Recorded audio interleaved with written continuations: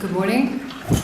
My name is Anya Flynn. I'm Director of the Decision Support Service, and I'm very pleased and honoured to be your chair here today. I'm very grateful for the invitation from the CDLP to what I'm sure will prove to be an important and inspiring event. Who would turn down an invitation from the CDLP? I think we're all aware of the very important contribution which they have made to public discourse on the issue of rights, disability and policy since its inception. I'm personally aware of the important contribution which they have made to the evolution of the Assisted Decision Making Capacity Act, which is obviously the statutory underpinning of the Decision Support Service.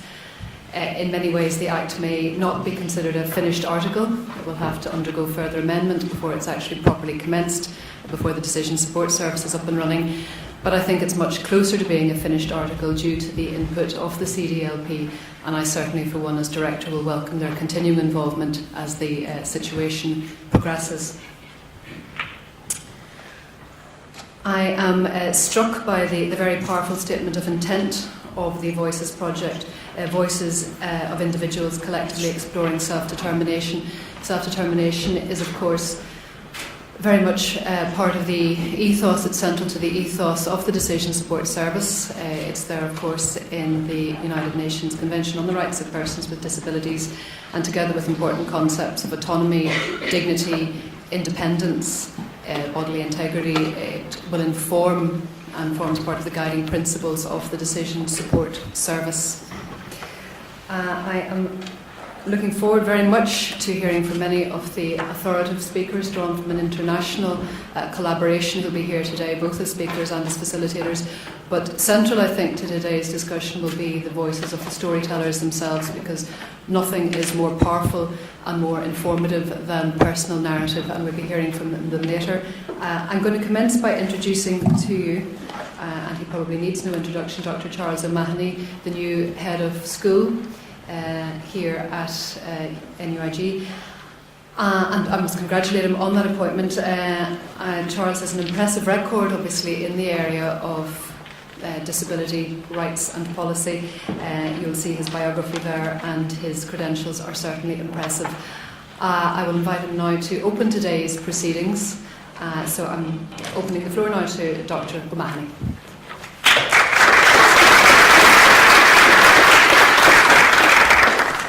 Thank you very much, Anya, and congratulations on your appointment as well. I've no doubt you do a very good job in that very demanding and challenging role. I've been given actually quite a nice job for a change. That's to welcome you here, so you're all very welcome. You're very welcome to Galway and to the university. And I know that today's going to be a very productive day, as a lot of work is done towards finalising the edited collection, the book, really on this very innovative project. So can I see hands up, people who maybe might be your first time to Galway? Okay, so it's your first time to Galway, probably the first time to the university then. So I'll just give you a little bit of the history of the university and of the school, not too long. Just by way of background and context to the work that we do here. So this university was founded in 1845, and we've been taking students since 1849.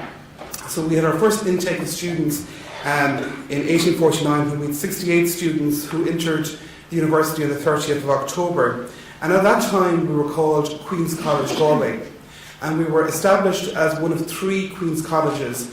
They were Queen's College in Cork, Queen's College in Belfast, and Queen's College in Galway. And these really were godless universities, so it was really to provide non-denominational education and to provide education for Catholics who had predominantly not received education in Ireland at that time, the third level. At the third level of education at university level. So really the history of the university is very much intertwined with that of the west of Ireland and the state. And the School of Law is part now of the College of Business, Public Policy and Law, and the Centre for Disability Law and Policy is part of the school.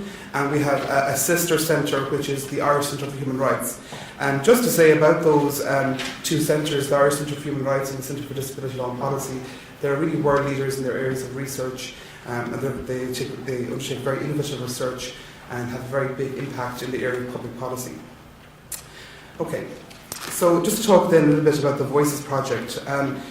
As you know, the UN Convention on the Rights of Persons with Disabilities has been driving a worldwide programme of law reform over the past 10 years since state parties have begun to sign up and ratify the UN Convention.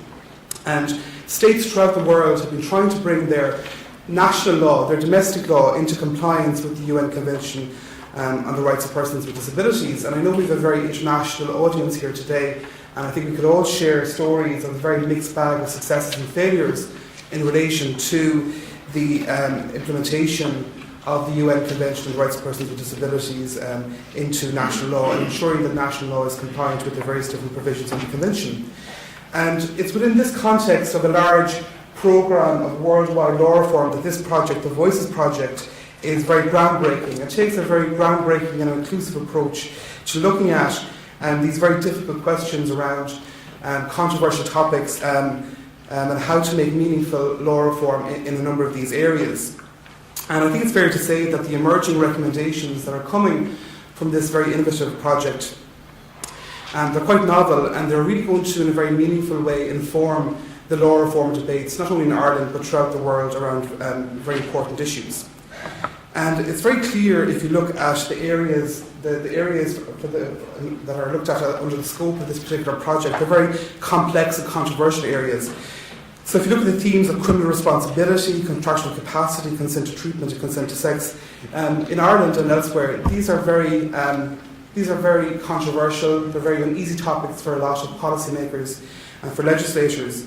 And the debates around these issues, such as criminal responsibility, consent to treatment, I think it's fair to say that these are the most controversial and difficult questions that require state parties to change their laws and to affect change in a real way in order to be compliant with the CRPD. And I think what the Voices Project does is that it brings persons with disabilities together, activists, researchers and practitioners in a way that's very meaningful, and that is a model of very good practice. And I think this edited collection, which is going to come out of this workshop today, I think will be very useful, and I think it will be a seminal piece of work in informing those law reform debates. So I wish I was able to stay here for the entire day. It's a really amazing programme that has been drafted for today. Unfortunately, I'm teaching at 11 o'clock. We also have students from our LLM in International Comparative Disability Law graduating this afternoon, so I'm going to be attending that as well. It's important to support our students who've done so well. And perhaps some of you who are here today might consider undertaking a master's with us here in International Comparative Disability Law at some point as well. One last thing before I conclude is that I'm not sure if you're aware, those of you who are from Ireland, that the Law Reform Commission is on campus today. So at 5 o'clock this afternoon over in the Quadrangle, the old part of our campus, the Law Reform Commission will be soliciting the views of people in the community as to what should inform its agenda for the next number of years. And I think if you're finished here around half four, so I think it'd be a good idea to travel over to the Aula Maxima and to make some recommendations for disability law reform projects that should make their way onto the next programme of law reform. Because I think it's bodies like the Law Reform Commission that should be also playing a very active role in looking at these very challenging issues and ensuring that the law is modernised and it realises in a very real way the rights of persons with disabilities. So thank you very much, and I wish you success with what's going to be, no doubt, a very productive day, and you're very welcome to Galway, to the University and to the West of Ireland. Thank you.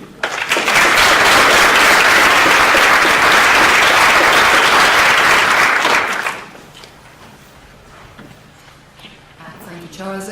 We'll be hearing now from Dr. Eleanor Flynn. Eleanor will be known to many of you surely as synonymous with the Centre for Disability Law and Policy, where Eleanor has been since 2009, I believe.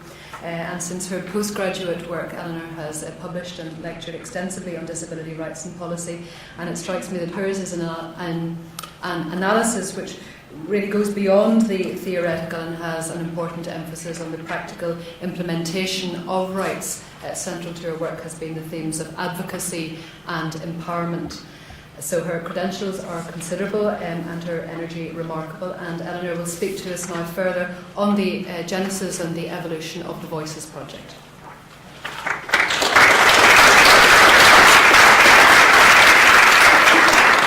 Thanks, Anya, and we really appreciate you being here with us today, and congratulate you in your new role, and hope to work together, as you remarked on in the opening as well, into the future, to implement the Assisted Decision Making Capacity Act in Ireland, and to go beyond that also in our work together. So welcome everyone here today. I'm just going to give you a brief overview of the project. So many of you are part of the project or have been at one of our events previously, so I'm not going to take too long.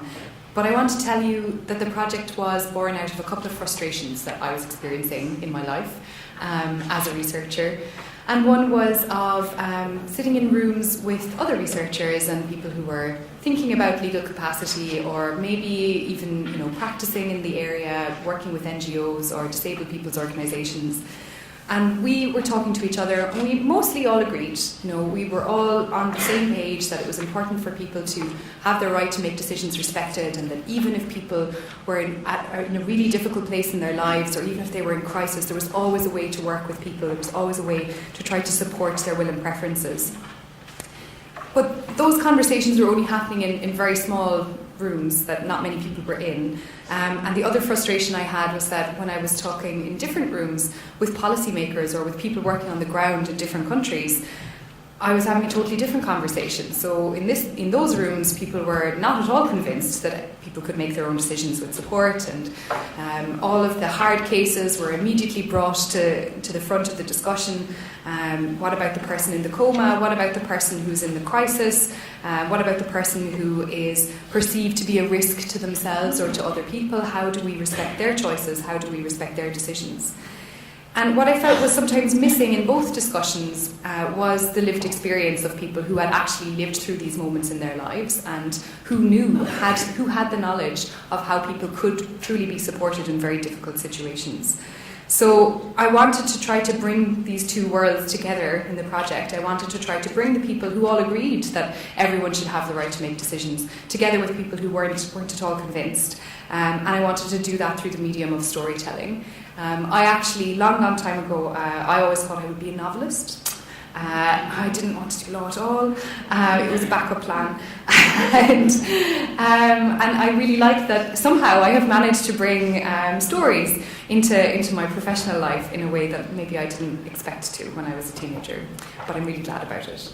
So this project is about stories. It is about people's real experience in exercising their right to make decisions, in not being respected when they make decisions, in not being listened to, and to thinking about how things could be done differently.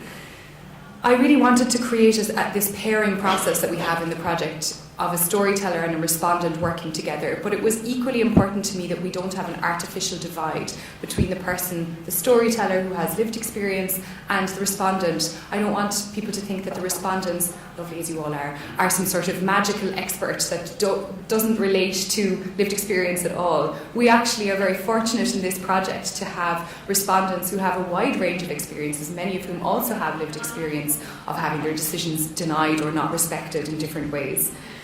And I wanted to make sure, even though my background is law, that we had a much broader set of perspectives in the project, and I'm glad that we've been able to achieve that. So across our storytellers and respondents, we have people who are artists, who are activists, who are lawyers also, but many different other disciplinary perspectives, from nursing to sociology to social policy to history to economics. So I think that's really rich and valuable, and I'm really glad that we were able to achieve that in the project. When the storytellers and respondents came together last April, we asked people, after we formed the pairs, to choose a specific area of law that had impacted their lives, and to write their story in response in relation to that theme. And Charles has mentioned those already. They are criminal responsibility, consent to treatment, consent to sex and relationships, and contract law. And I felt that these were areas that were underexplored in the literature on legal capacity. There was some people were writing about, supported decision making as a concept and how to achieve it and practice and different models and approaches. Some people were writing about how to change the civil code or whatever legal provision you had on guardianship or wardship or legal capacity to make sure there was space for supported decision making. But I felt that those concepts weren't being drilled down into very discrete areas of law that need quite significant change to bring about the ideal that is Article 12 of the UN Convention on the Rights of Persons with Disabilities. So that's why we selected those areas, and because we have so many stories and responses, and not everyone will get to hear all of those experiences today. But I would encourage you to check out our website, because all of our storytellers and respondents have had the opportunity to present in previous workshops on their theme. So while you won't be hearing the full stories and responses today, you'll only be hearing little snippets. You can listen back to the fuller experience through going on our project website and looking at the past events page. I'm really pleased that this has been a global project as well. That was really important to me, and while I'm delighted that we have so many Irish participants, I'm equally delighted that we have among our storytellers and respondents people from 10 countries around the world, and even more countries represented with our advisory group and steering committee, and with the speakers who are participating in all of the events. And I'm particularly pleased to have both Michael and Olga today as our speakers. I think they bring really important perspectives to the project. And I think it also reflects, again, the diversity of different experiences of disability, of madness, of different experiences of legal capacity that have been, I suppose, throughout the discourse and the literature, but often happening separately. So I think it's great that in this project we made space for everybody with different kinds of experiences. So I've made it a little bit of a habit in the last couple of workshops of trying to find a quote from literature or something I've been reading that resonates with what I believe the purpose of the project is and what I hope we're here to do today. And recently I've been reading Hope in the Dark, Untold Stories, Wild Possibilities by Rebecca Solnit, which I would really recommend to anyone who's engaged in trying to bring about social change, because it's a very thoughtful piece about what we can do when things seem hopeless or when it's a very difficult time.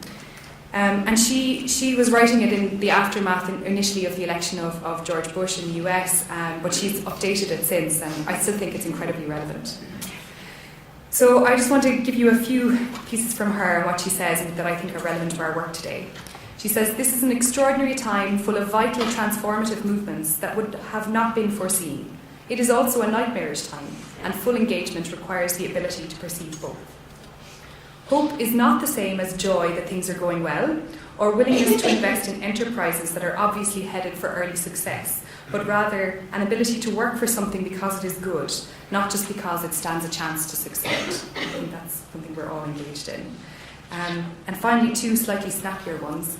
She says that hope is not a lottery ticket that you can clutch sitting on the sofa feeling lucky. It is an axe you break down doors with in an emergency. Hope is something for action. And she says throughout the book over and over this phrase, "It's always too soon to go home. We always have more work to do, and there are always more ways for us to work together." And I hope that that's a message that we'll carry with us in our work today and throughout the rest of our work in the project. Thank you.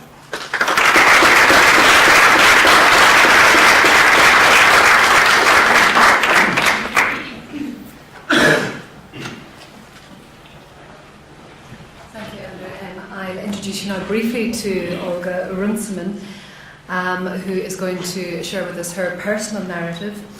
Olga, who is Danish, but I'm sure we're over the result in the Aviva last week, will bring to us a really unique and authoritative perspective, as she has had, I think, a life of 3 acts, she would say herself. First, as a healthcare professional within the psychiatric system, as a service user, stroke survivor, and in her current incarnation, working both inside and outside mental health as a psychologist. It's only one of the hats she wears as an activist and a commentator. We're going to hear now her own story, which we expect to be powerful and provocative. Thank you, Olga.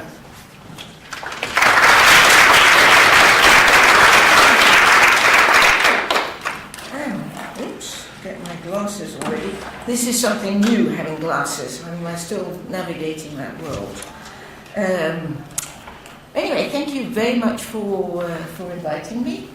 I was wondering sort of kind of how I would talk about my own story, and then I thought I was a bit inspired by all this writing and pairing ideas of people. So I thought, when have I ever written anything for a speech? And actually, because usually I just have a PowerPoint and that's what I use.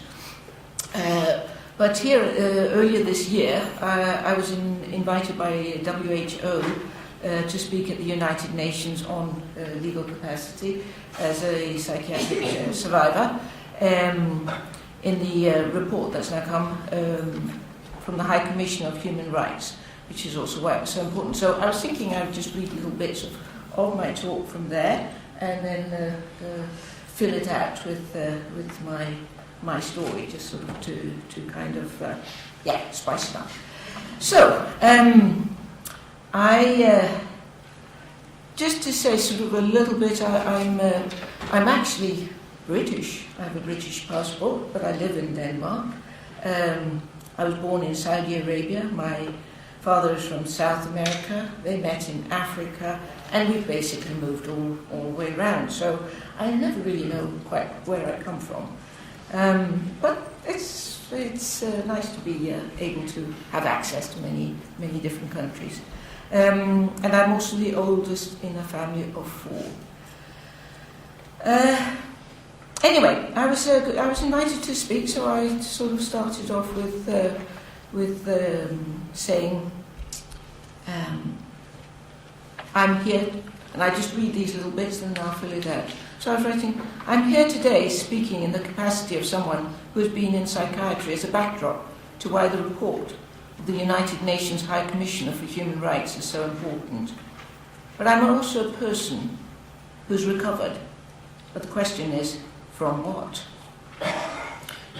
Briefly though, I would like to describe how I became a patient, the consequences that had to me as a person, as seen through the lens of human rights, or lack thereof, as this unfortunately continues to be an enormous problem in psychiatry, not just in my country, but throughout the world. How I recovered, and finally some thoughts on what needs to be focused on in the future, as seen from my perspective. And I can't, of course, address all the human rights issues. Yes, it is. Sorry, can you not hear me? Is that better? Yeah. Where was I? I cannot, of course, address all the human rights issues, so I'll be focusing on forced treatment, which is something that weighs very heavily on my heart. I am a voice hearer, and I have had voices since I was a very young child, and I still have voices. However, the difference today is I view myself as a collective, but I'm now the boss. I also like my voices, and I don't want them to leave me. They're a part of who I am. So I consider myself a voice hearer rather than what many people at one point labelled me as, which was a schizophrenic. I, like many people who have become patients in the psychiatric system and who are given a diagnosis of schizophrenia, has been subjected to things we define as trauma throughout my childhood and my youth. I've been exposed to many things, including bullying for most of my school years. I was sexually abused, and when I was a teenager, I was also violently raped. Initially, my voices were helpful, but like many people, they changed and they became abusive. However, I managed to keep myself out of psychiatry, and I got an education as a nurse, and I ended up specializing as a psychiatric nurse. However, in my early 30s, my problems, which I tried to overcome, began to take over. I had many flashbacks, my voices became increasingly abusive, I began to self-harm, and ultimately this resulted in me becoming a patient of psychiatry. And I'd like to say, at this point, that becoming a patient of the self-same system in which I'd been educated and worked within has been the most educating experience I could possibly have had. Not that I would recommend it. Now, I want to just sort of do a little segue from here, because one of the things that had happened to me was I have had many of these troubles, and my very first voice was actually a voice that I heard when I was about 4 or 5, and this voice came to me and was just calling my name. Now I thought that was an adult calling me, trying to hide, playing hide and seek, and I got very angry when I couldn't find him. But after a while I discovered that this was something that was really very helpful in my childhood, in my home. There were many problems in my home. And one of the things was, as I grew older, we moved to Spain the very first time, and Spain is very Catholic, and in fact the whole of Maria, the importance of Maria is actually from the ground up, from people, from women, children and men who've heard the voice of Maria. So Maria's from the ground up, because like many religions it's very patriarchal, and women were not particularly important in that, but she's become an important role primarily because of voice hearers and people who've seen visions, which is always quite an interesting thing. So if you can place your voices or whatever into a different context that's accepted within society, you're okay. Anyway, we went to church, and I remember the priest would say to me many times, or not to me, but to the congregation, if you pray to God, God will answer. So when I was about 7, I went and had a very serious conversation with the priest and asked if this was true. And the priest said, of course, my dear. So I went out of the church and said, that's it, I know who you are. You are God. And I truly believed I had a direct connection to God. Now, I also thought that everyone else did. Because obviously, why would we build huge big houses in every village, in towns, to God? And of course, God, not being visible, he didn't need kitchens and toilets and things like that, so he just needed a big gathering room. So I, of course, discovered later that not that many people actually really heard God. Anyway, I had many things occurred during my life, my teenagers, my abuse and bad voices came, and at one point I also lost my faith, which meant I threw out my voice of God, and opened only the doors to the bad voices.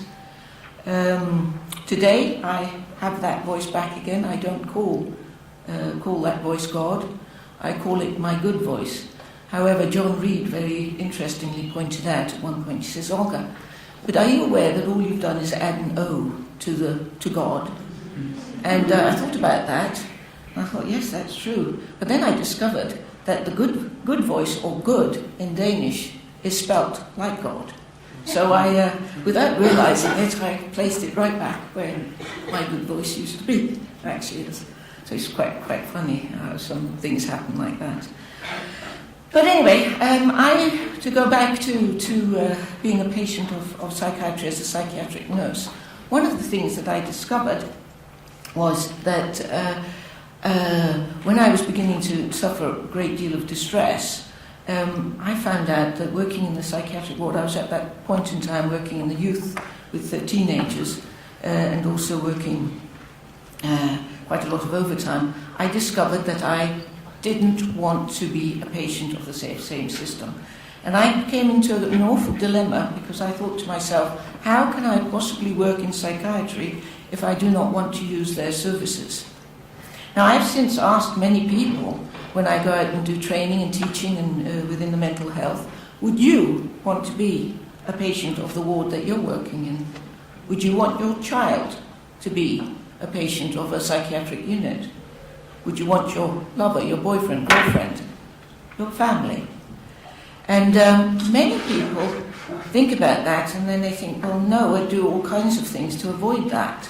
And it's just a question. I'd be curious, actually, here at this point, how many people are working within mental health?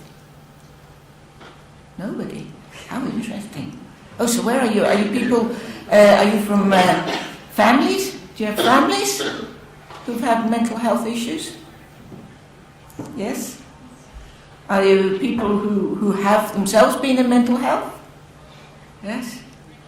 Students? And anything else in between? Yes. Well, anyway, it's a very worthwhile question to think about. Would one want to be a patient in the system? especially if one works in it. I didn't, and that created a terrible dilemma. Also, I came from neurology. I was working as a nurse in neurology before I came into psychiatry, which was also a very interesting process for myself. It's a slightly different segue. But I came from a ward where we wouldn't dream of giving diagnoses without tests. You could have symptoms, but you would not give a diagnosis of Parkinson's if you didn't find evidence for its existence, or a brain tumour, or multiple sclerosis, or all kinds of things. And then I entered into psychiatry as a nurse, and somehow I immediately lost all that. And I've thought a lot about that since then, because what happened? Why would I go from the actual study of the brain and the nervous system, enter into psychiatry and toss out evidence? And one of the things I've thought about is that perhaps my introduction to psychiatry was very played an influential role. I remember the very first day when I arrived, I had to go through a ward. It was for old people who, well, as the nurse who opened the door introduced, they're very mobile. Because there was 2 women running around stark naked, and one man was also running around after them stark naked. And I was absolutely horrified. I said, "Oh my gosh, aren't you going to help them with some clothes?" And she says, "Oh no, there's no point. They just throw it off straight away, so it doesn't matter." And it was this very sort of way of introducing a complete way of speaking normally in a very extremely odd situation.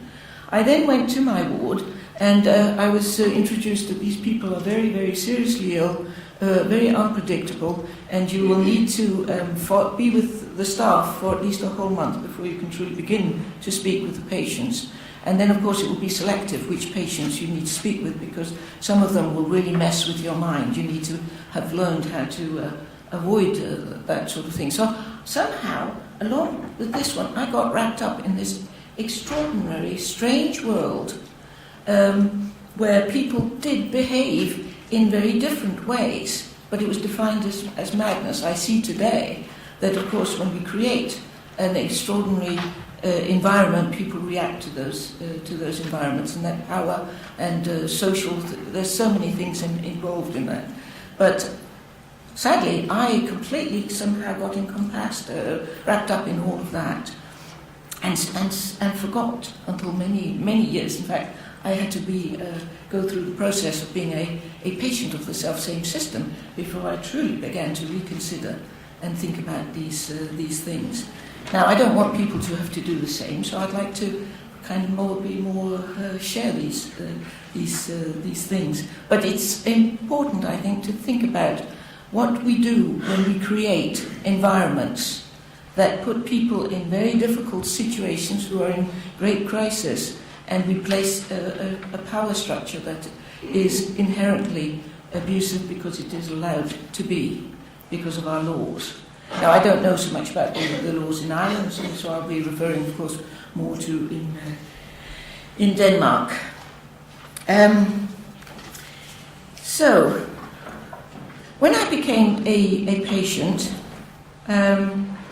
I initially started to have many flashbacks, and I started to go to the emergency, and I ended up for a while living a very strange life of, I'd started at that point in time at the university. I just started as a psychology student.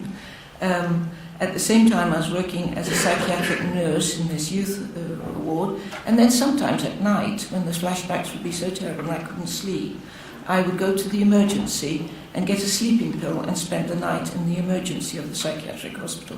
So I lived this kind of life where nobody knew, there was no connection between those three, and nobody knew anything about it. However, one day I was met by another psychiatrist who said to me that he thought I should spend the night in we call it the closed ward, I think it's sectioned ward in the UK, or, where you can't get out. And I thought that was, of course, a very bad idea. So I was given the choice, and I often wonder about these choices and the wording because I was told I could choose to go there voluntarily, or I could choose to go there non-voluntarily. And I always think of these double binds that people are placed in, because of course there is no choice. But it places you in an impossible situation, and I thought my logic was, well, I'll choose to go voluntarily, which of course opens other doors to many other things when you say that, but I thought perhaps I can get out tomorrow just like I usually do. But I didn't. I spent 10 years defined as a chronic and incurable schizophrenic with no possibilities of recovery. I needed medication, they said, and support by professionals for the rest of my life. I was placed on the highest pension as I was deemed incapable of even the smallest of jobs. During my 10 years, I was exposed to psychiatric atrocities and indignities. I also met amazing individuals who could provide a little candle of hope.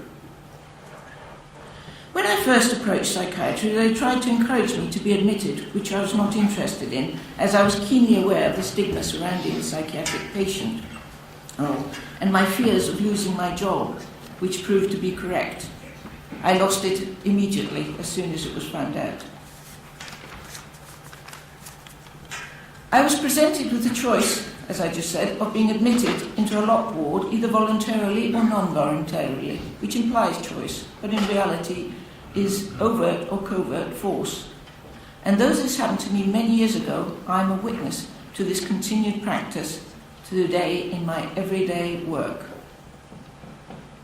Treatment, especially when diagnosed with a more severe diagnosis such as schizophrenia, inevitably involves medication. Again, this being the cornerstone of most psychiatric treatment means that a great deal of effort is put into persuading or coercing patients to take medication. It is extremely degrading to one's integrity to be surrounded by a group of people who first present the drug in question in pill form, suggesting to the person in question to consume the drugs for their own good. Yet though words may imply choice, one is completely aware of the lack of choice. This lack of freedom and informed consent and systemic violence is still condoned in society and politically, also in society and politically, and psychiatry still continues today to instigate involuntary treatment as it sees fit. This has been argued for successfully under many guises, but rarely are the voices of those who are subjected to these onerous practices listened to or indeed acknowledged. Yet if one was to listen to the patient's experiences of involuntary treatment, truly listen, then people would hear the pain and desperation of those subjected to these repellent practices. Every single piece of research, and I mean every single one, that has looked at the link between trauma and psychosis has found a clear and significant link. This evidence is so robust that it is even dosage linked. In other words, the more trauma that is present in a person's life, the more likely they are to be admitted to psychiatry with psychotic symptoms. So when one is subjected to forced treatment, it has far more implications than many people, including staff, realise. Now I want to just also do a little segue here, because I was reading the other day, I was interested, is there any research that actually looks at whether forced treatment or force on the whole is helpful for people in psychiatry? And I only found one, which is from this year actually, that looked at 12 countries. They had to rule out 2 countries because their research wasn't good enough. And they actually could find no research that was of good enough quality that looked at whether, and very little by the way, that even considered looking at whether forced treatment was helpful.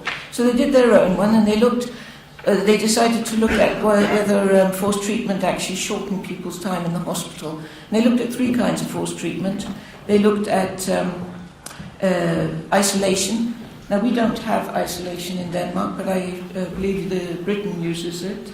They looked at being tied in belts, and they looked at forced medication. And they found what the results were showing there was that people who were exposed to these practices all had a longer period of time in the hospital. Isolation was the one that was the worst, actually, that really did lengthen hospital stay. The belts lengthened it, but so did medication. However, what they saw in all those 10 countries, in every single one of those countries, that people who were subjected to forced medication was the place where people were angry and continued to be angry and resentful also when they were discharged from the hospital. That was the practice that was the most offensive to people. In Denmark, we had a research that tried to look at and decide to reduce force.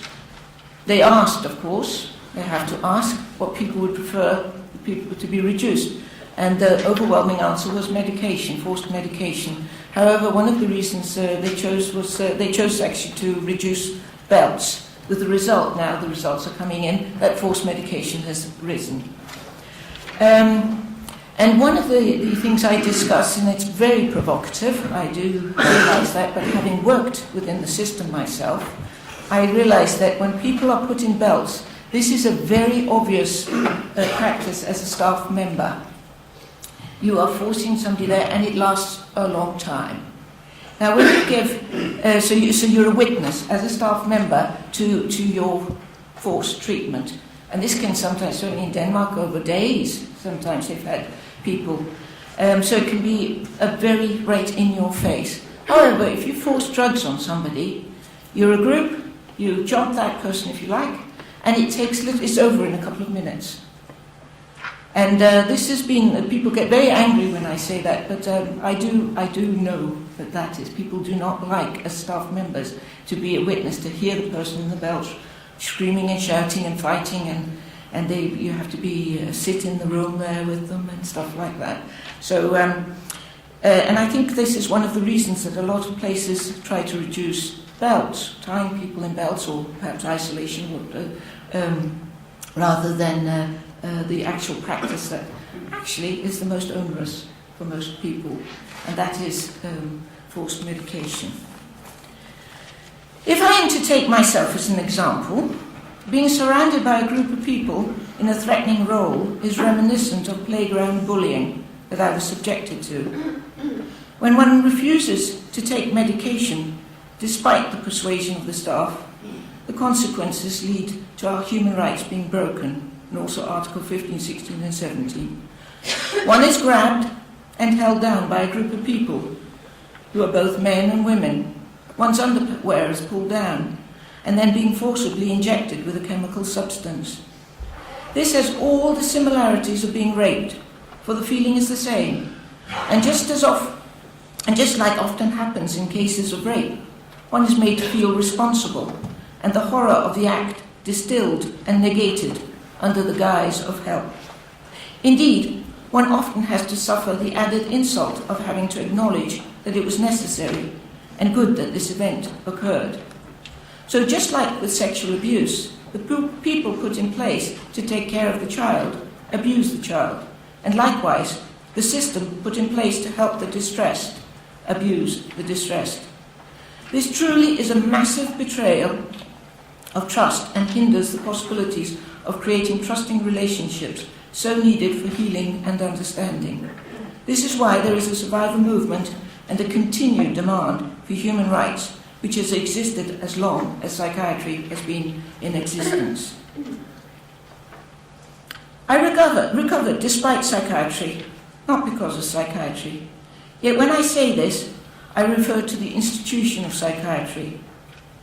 There are so many people who work within these constraints who have made a huge difference every day to the lives of those who enter psychiatry.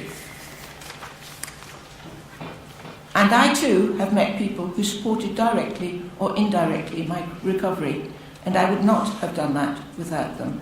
In other words, it is a mixed bag. So when I talk about these things, I'm talking about the Institute of Psychiatry. We often talk about the institutionalization of patients, but we are we are also discussing the institutionalization of staff and of people who work in there, and the way we also train people to think of a certain group of people. One of the things I did with my thesis, my research, I wrote about psychiatric drugs and people with schizophrenia. And I looked at the databases from 1950. The drugs first came into true, real use in 1954. That's when they really hit the psychiatric market. I studied 5 of databases until the end of 2012 because I was actually interested. Is there any research that truly is interested in the voice of the people who are taking these drugs, especially those? I, of course, chose people with schizophrenia because that is a label that's been imposed on me, but it's also the diagnosis and the illness that I personally, having read and studied about it, I see no evidence for an illness as defined as a biological illness. That doesn't mean the same as people are not distressed. They are.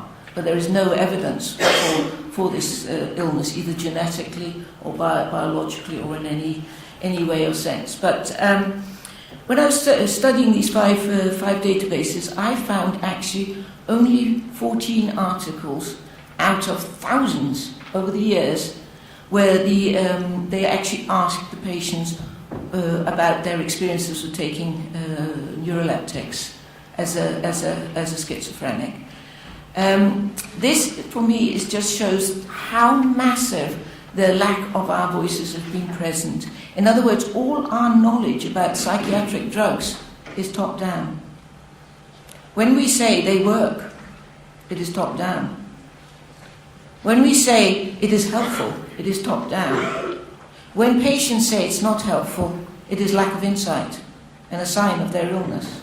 There are so many things involved in this aspect of I would also say a breach of rights, because it is which truth or which in form of truth is allowed to dominate. And in fact, if you look at the research when the medication first came out, you can see that there is the description is how patients describe it today. Because when they initially came, it was not described as an antipsychotic. It was described as it didn't make any difference to people's symptoms, but just made them quieter. And in fact, the side effects had the positive effect of making the staff more sympathetic. And it was described as the chemical, lobotomy. So these are descriptions that you can find when the drugs first came out, which you can now still hear if you listen to the voices of the patients. But the narrative is very, very different today. And it is absolutely not based on the voices of those who are subjected to it. Now, I have recovered, and why would I have done that? I couldn't have done that alone. There were many people, there are many staff, many people in the hospital who are kind, who want to make a difference. And this is very, very important, because it's not nobody goes into psychiatry with the idea of harming. I myself went into psychiatry to help, and as does everyone else. We get caught up in a system, and also kind of helpless because we don't know what to do, because you create a system where people are reacting, and then you create a system where people try to fix it. I remember that there was a psychiatrist who truly believed in the illness thing, but she would come sometimes when she was free to just sit and talk with me.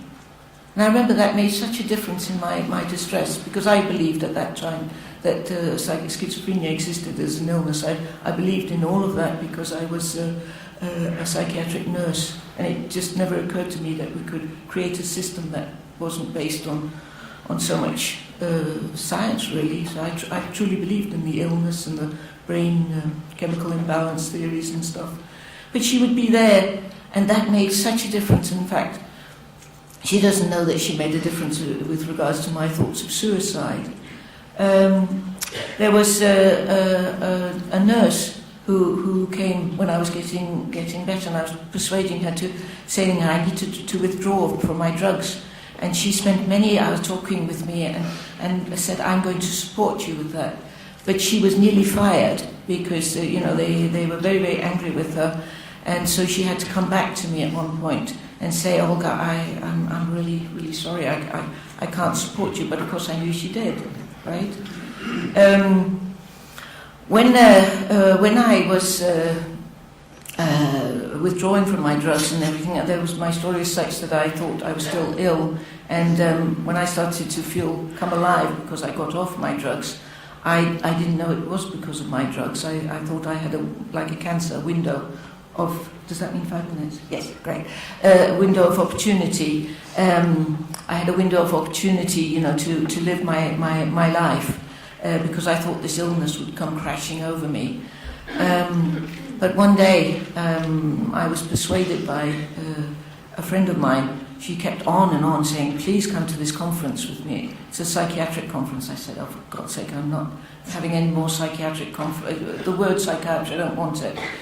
And then she came one day and said to me, Olga, you're a Taurus, aren't you? And I said, yes. Yeah? So? She says, well, you know that conference? And I said, oh, please. No, Olga, listen, she says.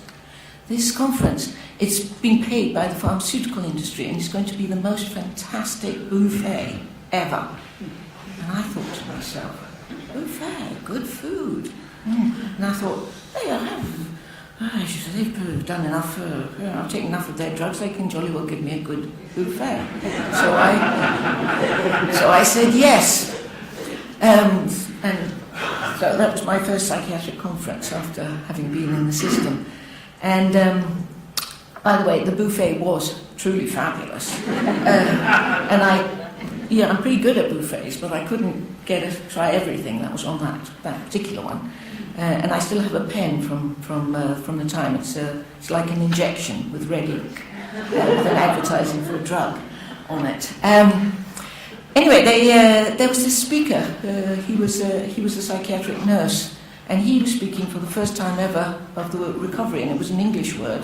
And he was saying that you can recover. And he said that if you look at it from the life story perspective, things, he was describing it from there. And I actually had, my suicide package, because I had decided at one point that there's no point, I'm never going to live this life. I couldn't stand this life. In fact, again, I had planned my suicide down to the complete detail. And it was only this window of opportunity because I truly believed this illness would crash in on me, and that's it. I wasn't going to live anymore. And I'd written my letter to my family because I knew how terribly sad they would be, because of course, and everything. But anyway, this man was talking there about recovery, and I thought to myself, oh my gosh, if I put those kind of glasses on, a recovery glass, that you can get better if you view yourself through a life story, and maybe my distress is based on the things that have happened, then maybe I don't have to see myself as ill. And, so I thought, I have to speak to this man. It was a big, huge conference. And I hadn't, of course, paid any attention to what his name was. And I saw him leaving, and I thought, I have to grab this person. So I rushed up, pushing people aside to grab this person. And I said, hey, I'm interested in what you're saying. And he was super enthusiastic, talking away, and I was responding. And then at one point he looks at me and he says, how come you're so interested? And I said, I think I'm one of them. And what he did was he looked at me and he said, would you work for me? Now what he did for me was he opened the door to society, because at that point I was deemed a chronic schizophrenic on the highest pension, with living in the, as we call it, the ghettos of psychiatry, going to the little places coffee places where other psychiatric patients meet and stuff. What he did there was open the door and gave me access and a doorway back into society. And that is probably one of the biggest gifts that I have been given in my journey to where I am today. So I have met many, many people, and many people do exist, but the system is not a good system. It is inherently abusive, and the laws allow for this abuse in all its guises in many ways and places. Today, I work as a psychologist. Why? Well, One of the things that I had so wanted when I was a patient was to be able to talk about all the abuse I'd suffered. Yet I was told that as a schizophrenic, it would be detrimental to my mental health to talk about such things. So when I recovered from psychiatry, I decided to become a psychologist for all those deemed unsuitable for therapy. And I today have my own practice specializing in helping people with what we call psychosis. I am part of an ever-growing Hearing Voices movement, which means I'm also an activist. This means the CRPD and human rights is incredibly important to me. Seclusion, forced treatment, including forced ECT, continues, unfortunately.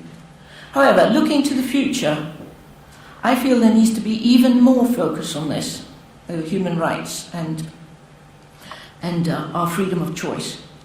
As today, as many patients have access to the increasing evidence and knowledge of the harm psychiatric drugs and ECT does to the brain, which makes forced treatment with these products even worse than when this knowledge was not available, as in my case.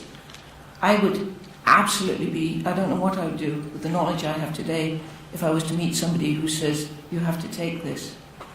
This is something that's very scary, and I meet so many people today because the knowledge is out there of how harmful psychiatric drugs are, especially on the long term. In fact, my experience is such that patients and their families often tend to know far more about the harms and that these treatments and what these treatments cause than the staff do. And what is now happening is patients are being told that they're deluded when they express these fears, adding to the distress. So drug-free wards, and we have a beautiful example in Norway. We're just starting one in Denmark. It's not quite to the same standard as in Norway, but the thoughts are there. Restraint-free wards are now being created and are needs to be encouraged on a far larger scale. However, restraint-free wards should not lead to increased drugging. So we absolutely have to also look at this idea of implementing drug-free wards. Ultimately, though, I would personally like to see psychiatry losing its privileged position and becoming just one of many choices, devoid of the right to use force, where everyone has the right to say no and be respected for that. Thank you.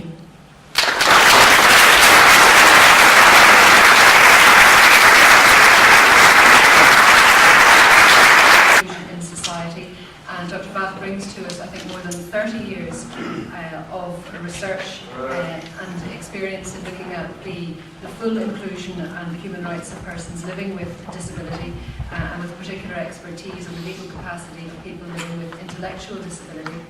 And in his recent work, A New Legal Paradigm on Protecting Autonomy and the Right to Legal Capacity, he conceptualises the question. I think this is important, certainly for my own work with the Decision Support Service. The question is not, does a person have the mental capacity to exercise legal capacity, but rather, what types of support are needed to ensure that the person can exercise legal capacity. Dr. Bath will speak to us today on sharing voices others don't hear and when support calls for interpretation. Thank you.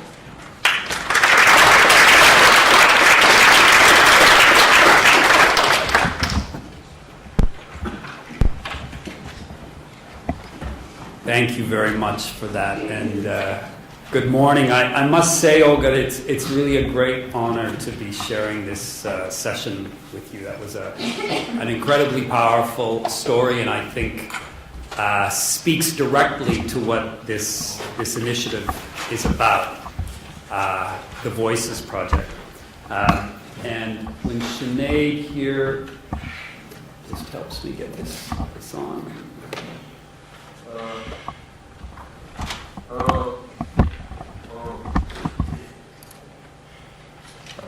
Excerpts, right? Just leave it up.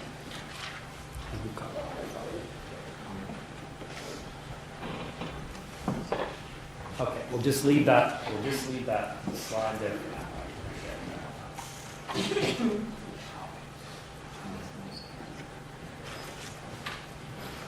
now. The Voices Project, I think, is based on a simple but really profound idea, and that's it. That if people are going to have power over their own lives, their voices have to matter. They have to be heard in ways that others create a space for them to act in the world. It's a really simple idea, but as we just heard from Olga, putting it into practice runs into immense institutional, legal, social, biomedical barriers. Her story and many other stories also makes clear that we don't make our worlds by ourselves. We don't control our worlds on our own. We require others to listen to us, to hear us, to make sense of what we say and what we want in ways that we intend, and to give meaning to what we say. So we're private beings, but we're also very much public beings. If there isn't a space of language that gives meaning to our voices, we won't have a space to act in the world. So we must be able to speak, to gesture in ways that at least some others can understand, and create a language in the world in which we can be heard. And if the public spaces are too constrained, too limited to have our voices heard as our voices, then we're diminished as persons, deprived of citizenship, made alien in some ways to ourselves and certainly to others. So we need to tell our own story. We also need public spaces of meaning if through our stories we're going to act and engage in the world in terms and in ways that make sense to us. And I think we're gathering today, and the participants in this project have gathered because of a shared concern that so many people with intellectual, developmental, cognitive, psychosocial disabilities, people with autism, deaf people, don't have their voices heard or respected. And as a result, they're not able to act meaningfully in the world and in their worlds in a way that gives them power. And we're going to hear today in sessions that follow about, I think, what's a really remarkable journey that storytellers and their respondents are taking together. And I've had the privilege of listening in yesterday and reading some of the stories and the responses of respondents. And one of the things that strikes me in reading some of the drafts and in listening to the exchanges is the concern that respondents have to do justice to the stories of the storytellers. And to act with integrity, to act with fidelity was Tirtz's word yesterday as we talked about this. And I think this word, actually, fidelity, is really helpful because it helps us to get at the sense of duty to interpret and respond well that we heard from so many respondents. A concern to respond well to the stories that were heard. And I think that's more than a translation exercise, because respondents are doing more than simply translating a story. They're certainly doing more than working out the policy and legal implications of what the storytellers are saying, and of the implications of the injustices and frustrations and rejections that storytellers share, and also the aspirations that storytellers have. One of the things that I think is going on here in this initiative is that the respondents are helping to create the public space in which the stories of storytellers can have meaning, can create the public space in which pathways are created for those stories to enable people to act in the world. So there are necessarily, I think, acts of interpretation going on here, more than a simple translation of a person's story into terms that policymakers and politicians can then, or service providers can then work with. And I want to suggest that at least part of what I think the respondents are doing is interpreting the intentions of the storytellers. They're interpreting what matters to the storytellers so that they can do fidelity to those intentions and to the futures which those storytellers intend and aspire to. And this is the essential work that we need to do if we're going to build a world of inclusion where all voices can be heard, can be interpreted, as a basis on which people will exercise their capacity in the world.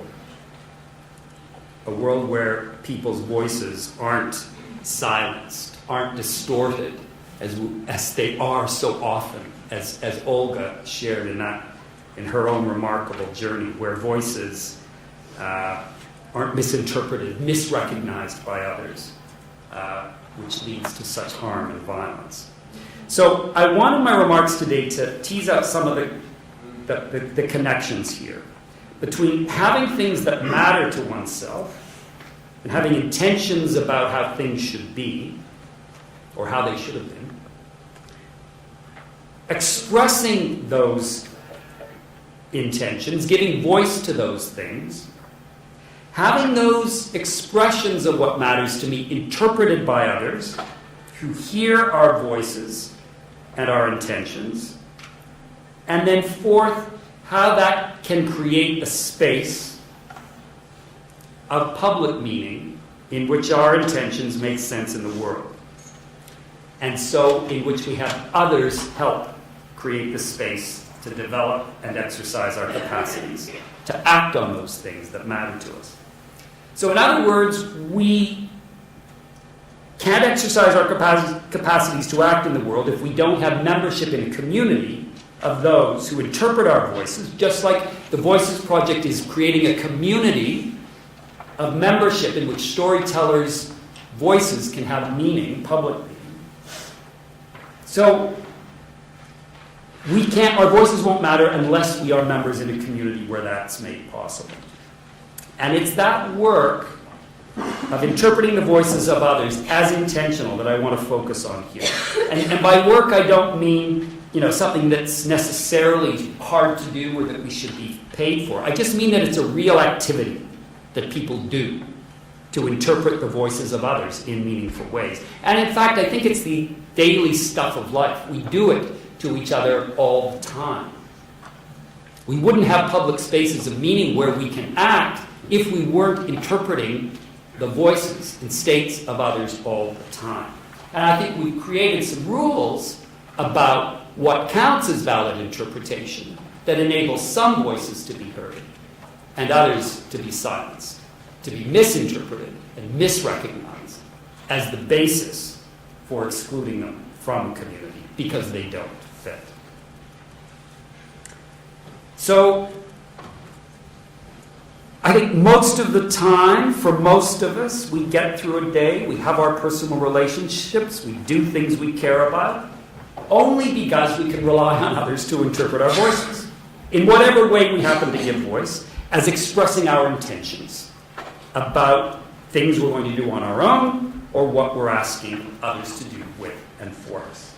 So when I got on the bus at the Dublin airport on Monday to come here to Galway, and after I eventually found the right bus stop, and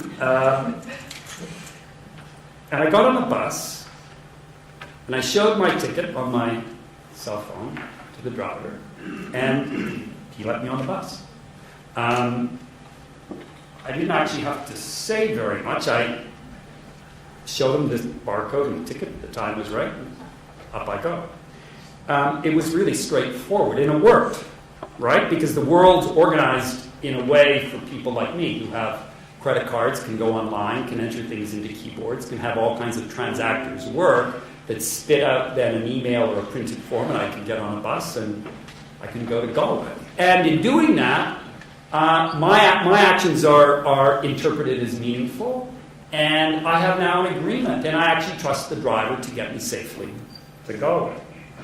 So my voice and intentions are heard in the world. I want to take another couple of examples here so we can get at this. Some of you may have seen me do this before, but I want to add it in with some other stories to this. So watch closely I'd like you to tell me what I'm doing, or what I've done, if I can figure it out. Thanks to Sinead.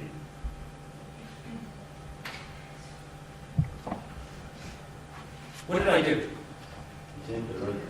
I turned the light on. I dimmed the lights. Right, so Michael dimmed the lights. Right. Now, watch really closely one more time. See my finger? Which button you want to? Oh, it's getting dark. But what did I turn them back on? Yeah, that's one way of saying it. What did I actually do? Watch this. What's that? I put my finger on a button. Exactly. So there's two accounts here of what I did, right? We can say Michael turned the lights on. But what do you think it actually took for the lights to go on in this room? What's that? Action. It took my action. But imagine all the contracts and agreements between the National University of Ireland, the Power Authority, I don't know how it works here, the city, and the regulatory agencies of Ireland that probably fall within some international standards of how electricity flows, things are built. But all of that is organized so that all Michael has to do is this. And what do we say? We say, oh, Michael turned on the lights. I mean, he wanted, or turned down the lights, or he dimmed the lights, or he turned them back on, because that's what he wanted to do. Right? So we can describe this action in a way that interprets my behavior as meaningful. And actually, the world is organized so that when Michael pushes his hand on this button, things happen. A lot of things happen. I'm not involved in any of the contracts that make this happen. None of the agreements. Nobody had to get informed consideration. And all that was required is that I put my finger on the button. And in fact, in this community of people, what we say is that I guess Michael wanted to dim the lights. And so he did. As though it's something I did all by myself. But we still say what's meaningful is that Michael dimmed the lights. So I want to remember this as we go forward. It's all about how we describe actions. If I was someone with a profound intellectual disability and I came into this room and I was putting my hand on my head against this wall, it would be seen, for people who don't know me, it would be meaningful, it would likely be meaningless, or something at least that people couldn't understand. We wouldn't be able to as easily say, oh, Michael wants this or that. That's only because, right, we've organized the world for this gesture by me, someone who looks and can move and act like me. I put my finger on a little plastic button that this happens. I think we have to think about why that's the case. So, but let's take some examples of where interpretation of voice and gesture is more challenging. And here I want to focus on people with more significant, some might say profound, intellectual disabilities. People who don't communicate in ways that I'm able to at this point in my life, but who, just like me, in getting on the bus, require others to interpret my voice and gestures if I'm going to be able to act in the world. I want to share these examples to help us tease apart what goes into this work of interpretation that enables a capacity to act in situations where there's not widely shared public sense or meaning of what a person's gesture and voice add up to, where it's possibly just one other person who can interpret. I want to think about some of the difficulties this raises for us and how we can go and how we might go about thinking about and addressing these difficulties so that all people can be assured that their voice matters. I want to say at the beginning, I know my beginnings can be very long. I'm almost at the end and I'm still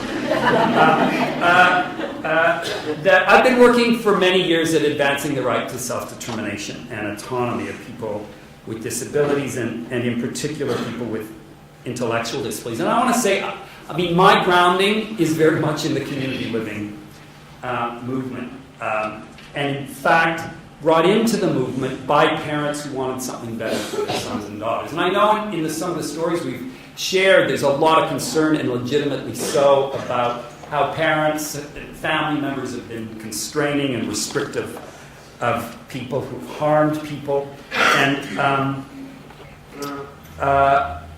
so I want to honor that and respect that. I also want to just be clear about where I come from. I had the great benefit of being brought into a movement by parents of people, sons and daughters with profound intellectual disabilities who wanted something better for their kids, who went to the wall to get institutions closed, who fought to get direct funding, individualized funding in the 70s, who camp out on the campgrounds of schools until their kids get included into regular education, who go work their way for years through up to the Supreme Court to get their rights of their sons and daughters recognized. That's my home, if you will. It's my reference point. And I think as I've done this work over the years, I sometimes try to reach out to think about proposals that would be more inclusive. And I speak of how we might think about people with intellectual disabilities, cognitive disabilities, psychosocial disabilities, the kinds of reforms we might need. But I want to be clear that in aspiring to do that, I don't make any claim to speak for those communities. But the aspiration is to try and find and build a common constituency. So let me begin with a few other examples. So imagine one afternoon. How am I doing? Okay. So imagine one afternoon you're in your backyard, is on a summer afternoon, as you often love to do, love to do in the summers, and you're lucky enough to have a pool in your backyard, and your son with a profound intellectual disability is playing in the pool and making lots of noise and splashing. He loves to do this. And this particular afternoon, the gate opens, and in comes the police with a team. Part of the team goes to your son, gets him out of the pool. He's incredibly afraid and upset. Police come to you and says, the public guardian has determined that your son is not capable of managing his affairs, and that as a family you're not capable of meeting his needs. Your son is taken, put in an ambulance, taken away. You're left frozen, traumatized, and need to figure out what you're going to do. So this is a true story. It's not one that happens every day, but it does happen.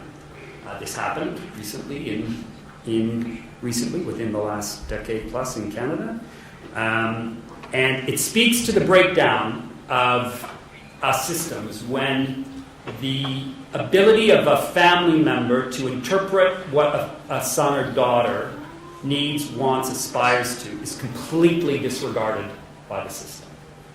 Let's call this young man Nikhil.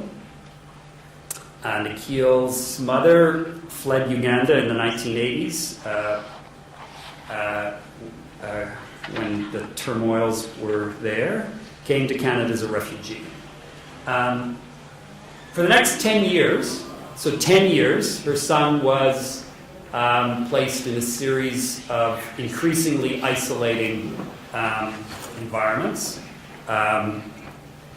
against his will, forced against his will, and that of his family.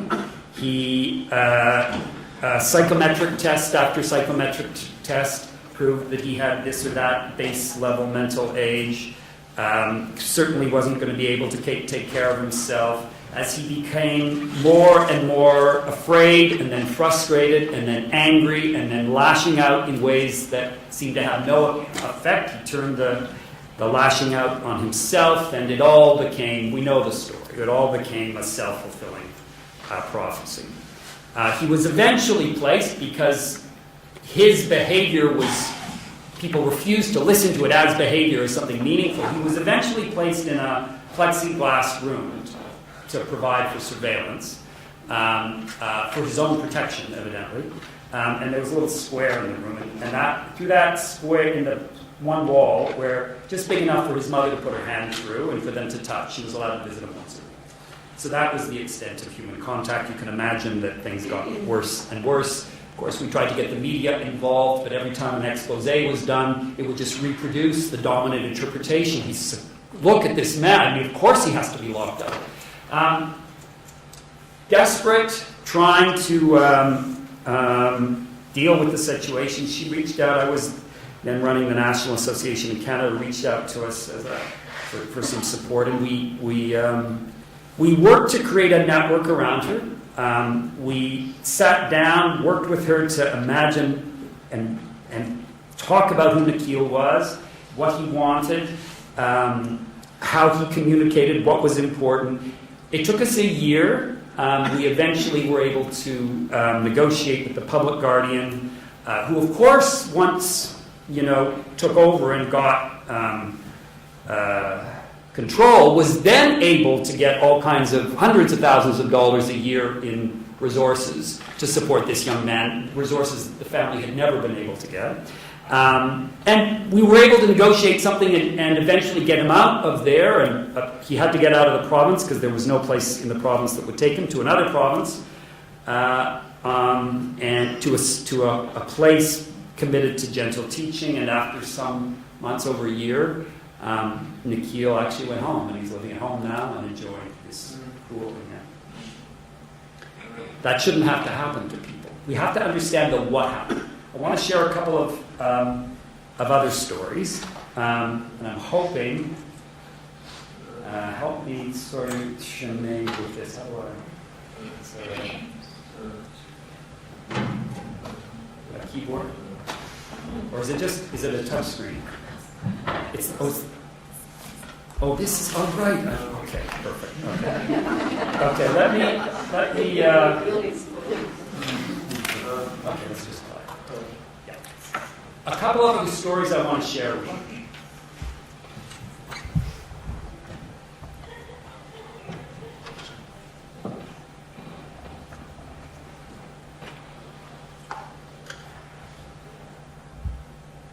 Have we got volume? No.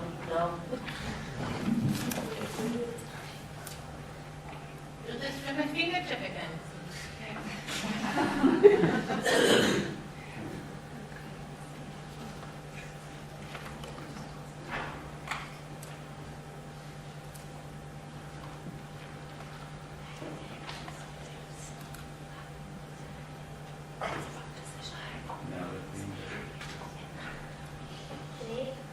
On the wall behind you, the street.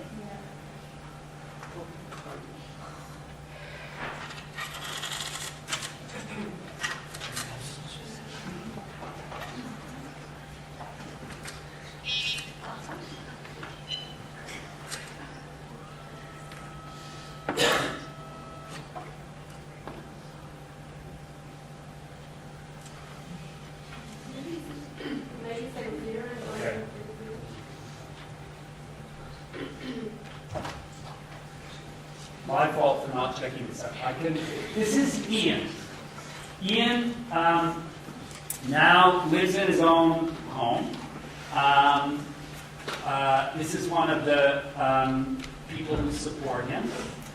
Ian would have what others call a profound intellectual disability. He doesn't communicate in most ways that others understand.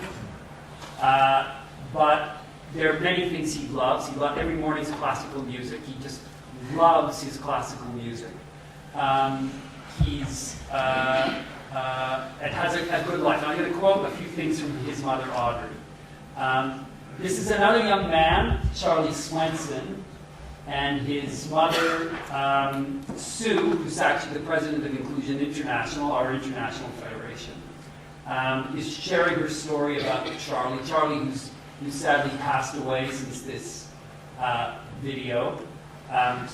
There's a famous story of Sue being with Charlie at the negotiations for the UN Convention on the Rights of Persons with Disabilities, and many members of the kind of independent living movement were saying, we really need people to be able to act on their own. They don't need to have families around them all the time.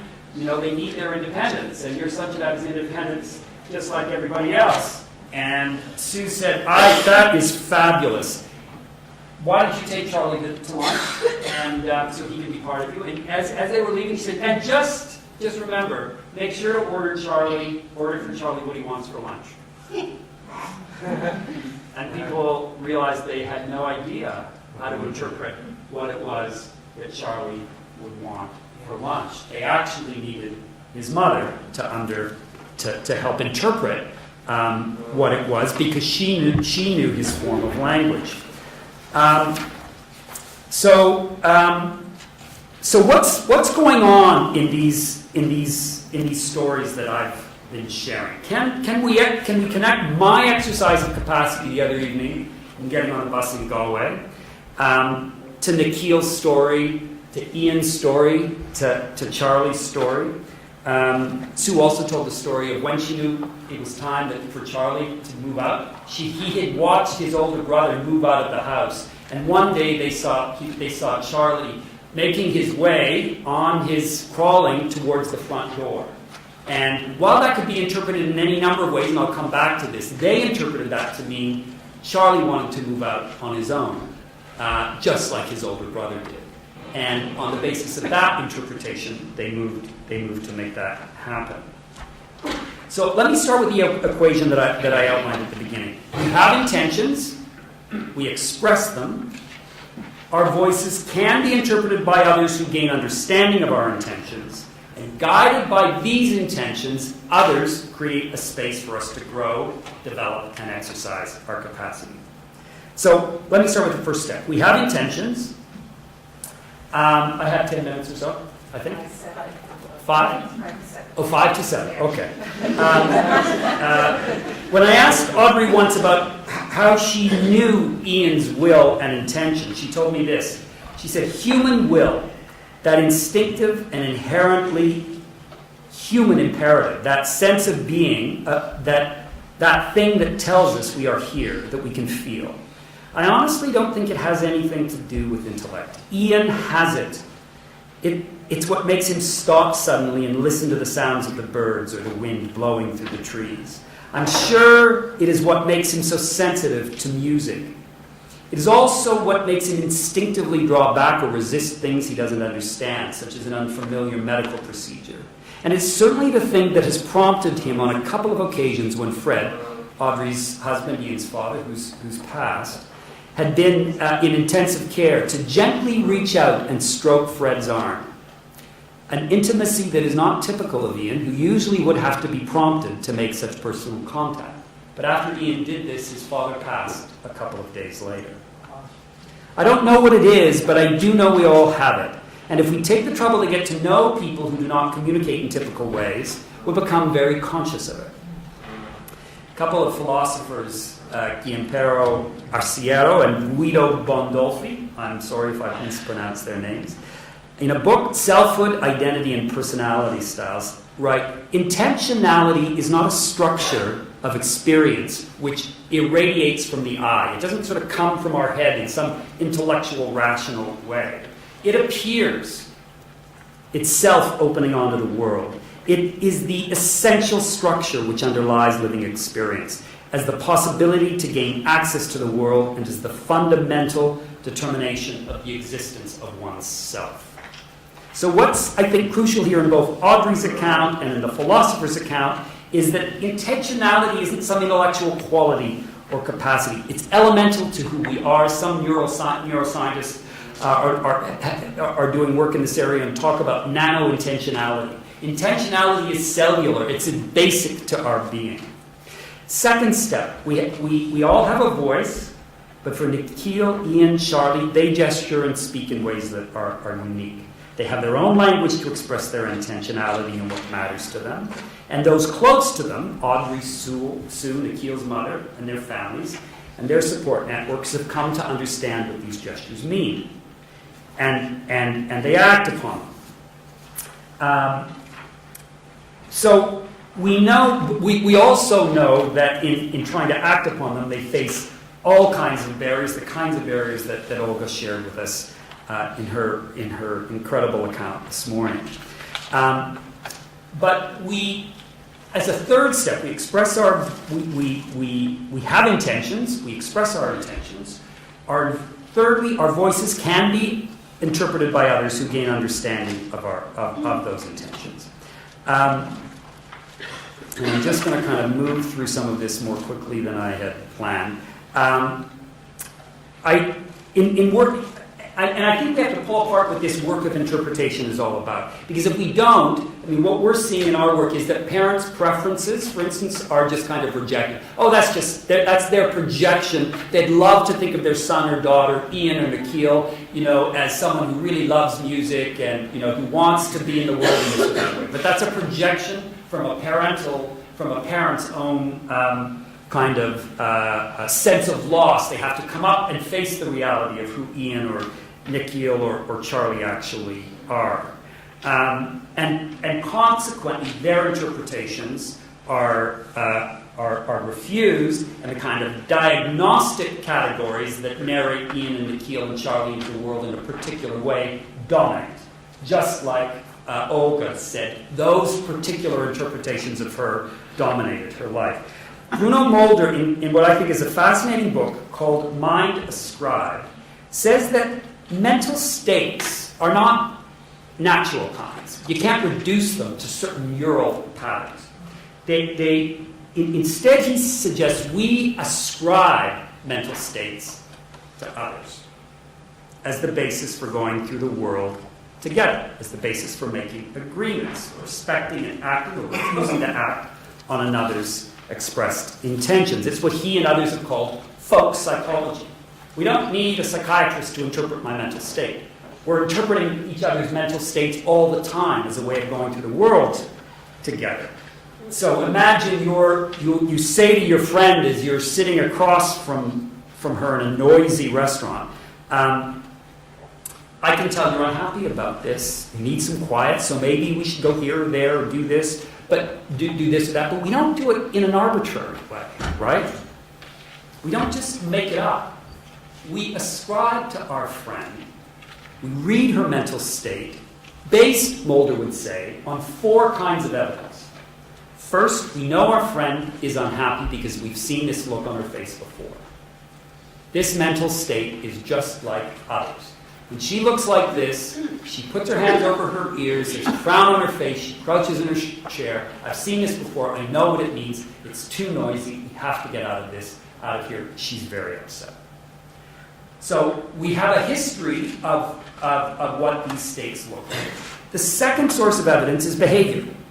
And so when she does these particular things, that's a sign that she's communicating to us what we need to, that it's time to leave. The third source of evidence for your ascription or interpretation is what's going on in the environment. This was supposed to be a quiet afternoon in the restaurant, but they held some private function, and there's lots of noise going on, pots and pans and everything going. And you know that when you're in a noisy environment, these kinds of behaviors happen. Olga spoke to recognizing that environments have impact on people's behavior. And we know that they do, and we've seen it before, and that's another source of evidence. And the fourth source of evidence we can draw upon interpreting our friend's mental state is that we know about their particular characteristics. Very sensitive hearing, and when they hear loud noises, it actually increases their anxiety. We just know this about the person, whether it's been medically diagnosed or not. We put all of these sources of evidence together, and when they hang together, we arrive at the conclusion that our friend wants to leave this place. And you probably do more work in compiling all of that evidence than the bus driver does when he looks at my cell phone and lets me on the bus. But I think the same thing has happened. I expressed something, someone responded, that he then created a space for me to get on the bus. You calculated all this evidence from your friend, you checked it all through, you made sure, you probably did it quickly because you'd done it before, and you knew you helped your friend get out of the restaurant to a quiet place. So, what are some of the implications of this? And I'll go through this quickly to conclude. First, we can see this work of interpreting each other's mental states as intentional as the stuff of daily life. We do it all the time. Second, I'll bring it to a close. Second, if it's true in a folk psychology kind of way that we're constantly interpreting each other's mental states as intentional, then I think we can also accept that we're doing it on the basis of evidence. Third, we have to resist the claims. In fact, we have to protest them by others that would so biomedicalize disability that would, in a way that leaves meaningful intentionality outside of the picture. Fourth, I think we need to do more work, and I really am going to bring it to a close, on articulating these kinds of evidence as a basis for creating public space where Ian's and Nikhil's gestures can matter in the world, and where their supporters' evidence about them and interpretation about them has legal recognition. So I guess just in closing, I mean, fifth, this won't mean there isn't an interpretive struggle, that we don't know, that there'll be all kinds of indeterminacy. But I think we have to recognize that these are valid ways of supporting people to go through the world. And I want to conclude by saying I've been really discouraged in the last few years, because despite all our efforts to bring in elaborate legal proposals for legal reforms that would recognize these forms and support and ways of being, which are actually going on in the world all the time, despite the fact that they haven't been or that we got Article 12 that would ground this legal recognition, we've not been very successful. And which leads me to think the work ahead is very much the work that the Voices Project is doing. Creating a new form of community practice by which people's voices can be shared, and we can get conscious about the acts of interpretation we're putting into place so that their voices can matter in the world, so that we can create for each other a space to grow and to exercise our capacity. And I want to conclude with one small quote. Justin Clark, a man with cerebral palsy diagnosed with a profound intellectual disability, battled his way out of an institution and out of a legal declaration of incompetence. And when he came, we held a conference to publicly honor his success and his achievement. And at that conference, through his Bliss Symbols Board, he told us, if people think of you as a person that has many possibilities, they will create a space for you to grow.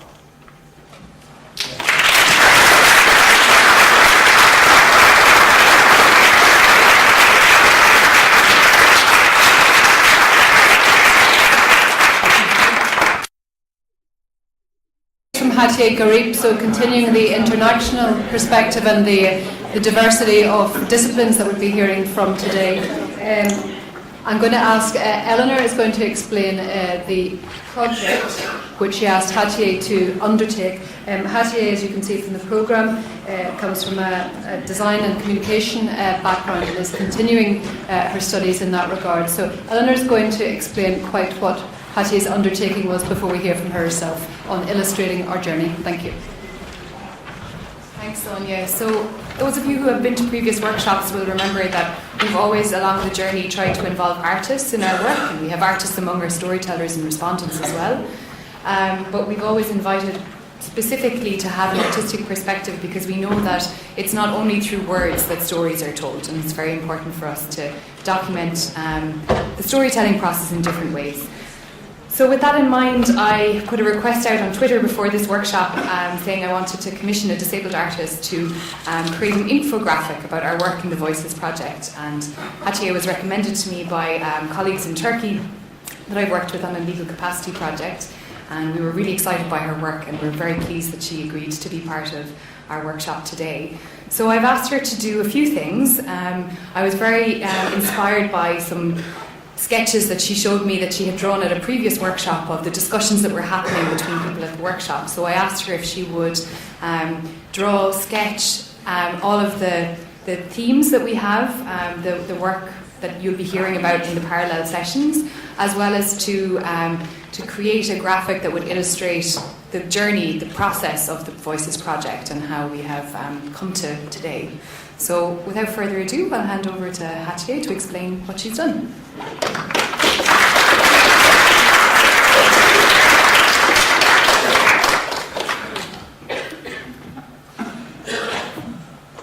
Hello all, I'm Hatice. I'm an illustrator and designer based in Istanbul, Turkey. I'm also a research assistant in Istanbul in Department of Communication Design. It was really a chance to be here for me. I heard Eleanor Flynn's open call from a friend of mine. I'm very excited during the application. I was very excited during the application process, and I didn't know that I could be invited to Galway University, Ireland. I was very happy when the results were announced, and I'm happy with all of you today. In yesterday's private workshop, I drew all of the participants in the light of four aspects that the Voices team focused on, and I also visualized progress of the project. The visualization method was a new experience for me because I had to visualize an event that occurred instantly. There are many people that I had to draw in a day.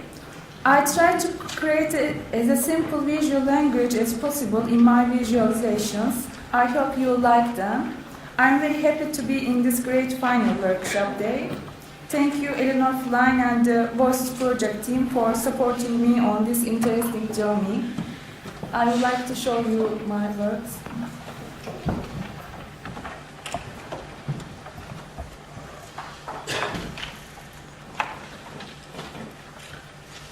The first series is for criminal responsibility.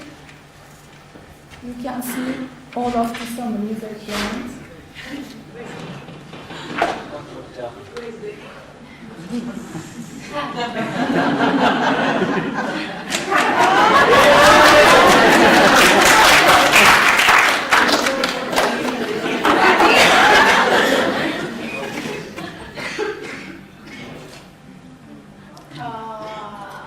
Yesterday I collected some words from participants about their subjects in the book, so I also added them.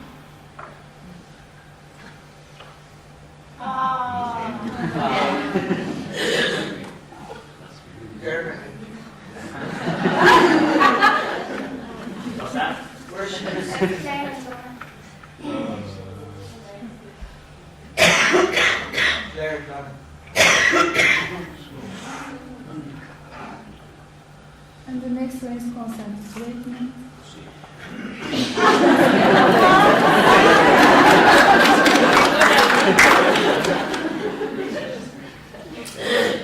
Reshma has a lot of things to say.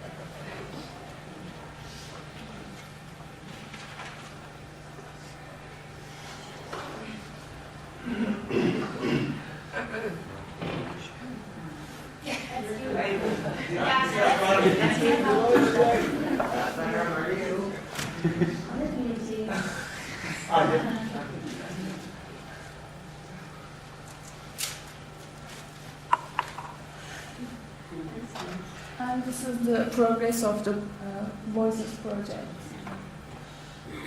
I separated them to the years, so this is the beginning.